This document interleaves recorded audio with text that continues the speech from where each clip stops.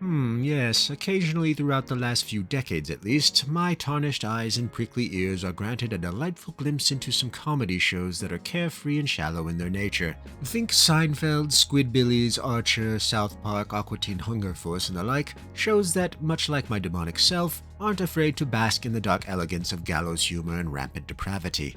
Nay, they even thrive in it. Resident Alien is one such show.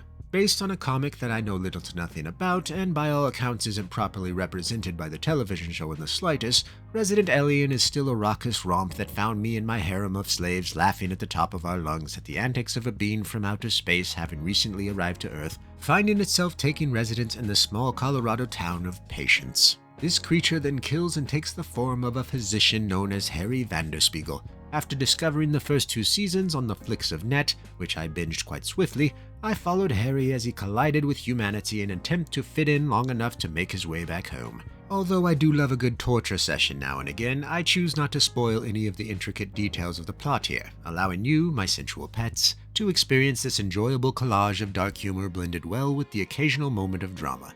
Not too much, not too little. Naturally, the driver of the show, and what will most likely keep you coming back for more, is that of the alien, played by Alan Tudyk.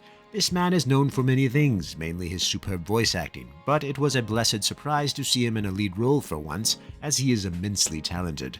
His performance of this spacefaring being attempting to assimilate into humanity is nothing more than stellar. Watching him manipulate his mouth and body into this awkward attempt to seem more human brings back the nostalgia of watching old Hillary Clinton interviews. And yes, she still has a pact with me. Anyways, Tudyk stars alongside a, well, mostly unknown cast of misfits that are obviously a bit from the B-list given that this is a sci-fi show. But as the show progresses, they do tend to grow on you. I must be honest, in the several millennia that I've walked this planet, I have partaken in copious amounts of entertainment, from Greek tragedies to Game of Thrones. Yet I have never heard of any of these actors. Shame, really. Now, as I said before, they do tend to grow on you, like a leech slug in the mud pits of the third circle of hell. I used to vacation there, so sue me. Asta Twelvetrees, the character that becomes closest to Harry, is decently cast, bringing some humanity and compassion into his otherworldly heart.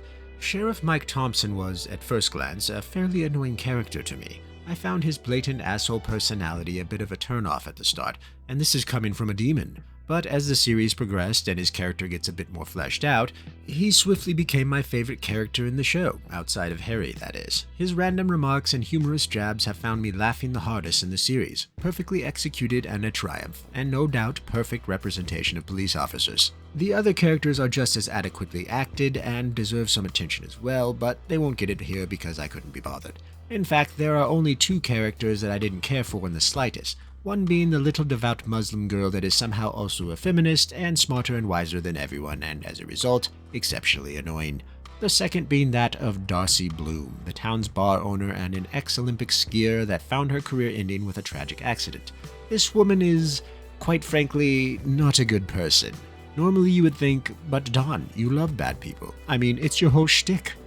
Perhaps, but I like to think I have more eclectic tastes, a buffet of humanity, if you will.